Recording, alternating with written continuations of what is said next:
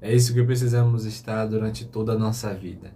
E revestidos do Senhor, porque é isso que nos protege e nos direciona. É o Senhor que nos dá esse direcionamento que precisamos para as nossas vidas. Essa é a palavra de hoje que eu creio que vai abençoar muito a tua vida. Eu também quero te convidar para você se inscrever aqui no canal, curtir esse vídeo, deixar comentário e lembrar que essa é uma palavra para você ouvir. Você pode apenas deixar tocando e ouvir o que está sendo ministrado sobre a tua vida. Amém? Que Deus abençoe a tua vida e vamos à palavra. Glória a Deus! É com muita alegria que iniciamos mais um momento da palavra, esse momento de mergulhar numa porção da palavra do Senhor. O tema da nossa palavra de hoje é revestidos. Como precisamos estar revestidos pelo Senhor. Revestir é como se a gente fosse vestir-se do Senhor, sabe? Colocar uma armadura, estar com o Senhor. Esse mês é o mês da família lá na nossa igreja e a gente está falando muito sobre a família estar revestida da armadura de Deus. Como é importante quanto a isso. E quando estamos com essa armadura, é tão importante a gente compreender que essa armadura também traz consigo algumas características para nós como filhos de Deus. E é nesse ponto que eu quero falar com você hoje.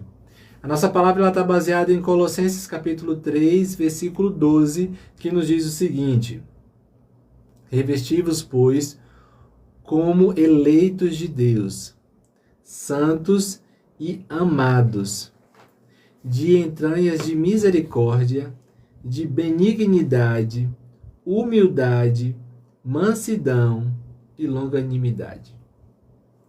Revestir-se do Senhor, dessa armadura de Deus, nos traz algumas características que precisamos discutir, características essas que estão aqui nesse versículo. A primeira característica que traz ele traz algo que é muito importante, a gente entender que somos escolhidos por Deus. Revesti-vos, pois, como eleitos de Deus. Precisamos entender que Deus nos escolheu para algo. Deus nos escolheu para viver na nossa família. Deus nos escolheu para estar perto dele. Deus nos escolheu. Não fomos achados por acaso. Não, Deus nos escolheu. E isso é muito precioso. Deus nos chamou para tal tarefa, para tal vida. Então Deus, ele é um Deus que nos escolheu. Sabendo que eu não fui pego de surpresa, que fui escolhido por Deus, que é tão poderoso e tão grande, e eu escolhi me revestir dessa armadura dele, eu preciso entender que tem algumas outras características também. Eu sou um escolhido de Deus, mas eu também preciso entender que eu sou santo, porque eu sou separado por Deus. Isso não quer dizer santo, não quer dizer que eu sou perfeito, mas quer dizer que eu sou separado por Deus. E se eu sou separado por ele, eu sou santo. Eu sou santo, eu sou amado. E isso é muito importante. Eu entender que eu sou amado por Deus. Deus, ele nos ama. Ele me ama, ele te ama. E aí, quando eu entendo isso tudo, eu compreendo que Deus, ele me ama. E que em meio às minhas lutas, eu nunca estarei sozinho. Em meio às minhas dores, eu nunca estarei sozinho, porque tem alguém que me ama, que está sempre comigo. E ainda falo mais uma coisa, que além de amado, eu tenho entranhas de misericórdia. Essa expressão, entranhas de misericórdia, é como se, tipo assim, dentro de mim habitasse essa misericórdia. Nos meus órgãos todos, nas minhas entranhas, tivessem misericórdia. Não somente no que eu falo, não somente no que eu expresso em alguns momentos, mas é algo que parte de mim, a misericórdia. Agora, por que essa misericórdia parte de mim? Porque eu fui alcançado por uma misericórdia maior ainda, que é a misericórdia de Deus. Se eu fui alcançado por uma misericórdia tão grande, tão maravilhosa, eu preciso também ser misericordioso.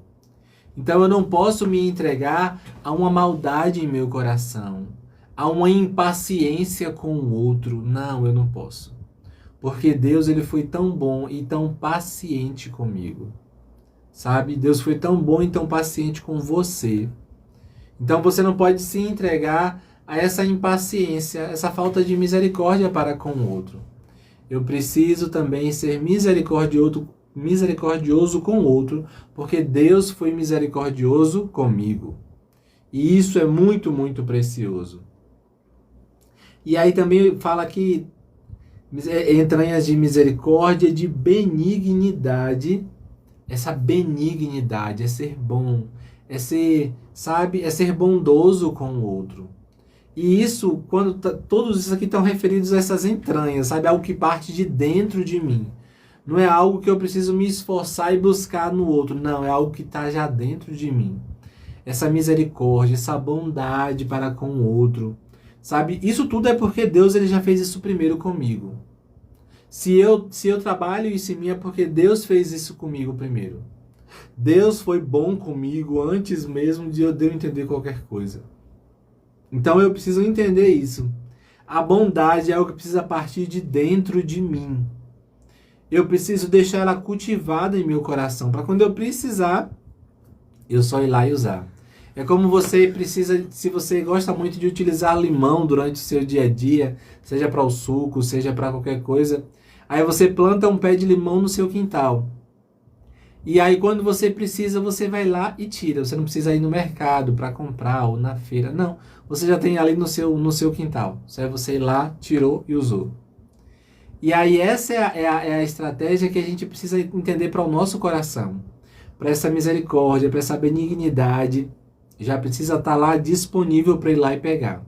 Entendeu? Então que isso tudo seja cultivado na tua vida. Mas tem mais uma coisa que você precisa cultivar na tua vida, a humildade. E humildade, ultimamente a gente tem pessoas que se dizem ser tão humildes porque faz alguma coisa que é mais exterior do que interior. A humildade precisa estar dentro de você. E não são suas atitudes que vão dizer em muitos dos momentos. Porque as atitudes ultimamente têm nos enganado. Pessoas fazem coisas para se dizerem humildes, mas bem da verdade não são. São pessoas que só estão querendo ser gravadas, só estão querendo ser vistas para o povo dizer, é humilde mesmo. Mas no coração não tem. No coração não está tendo humildade. E isso Deus está vendo. Porque para essas pessoas que estão só enganando, que estão só mentindo, e a gente sabe que a mentira não provém de Deus, para essas pessoas tem um desagrado de Deus. Então a gente precisa tomar muito cuidado com isso.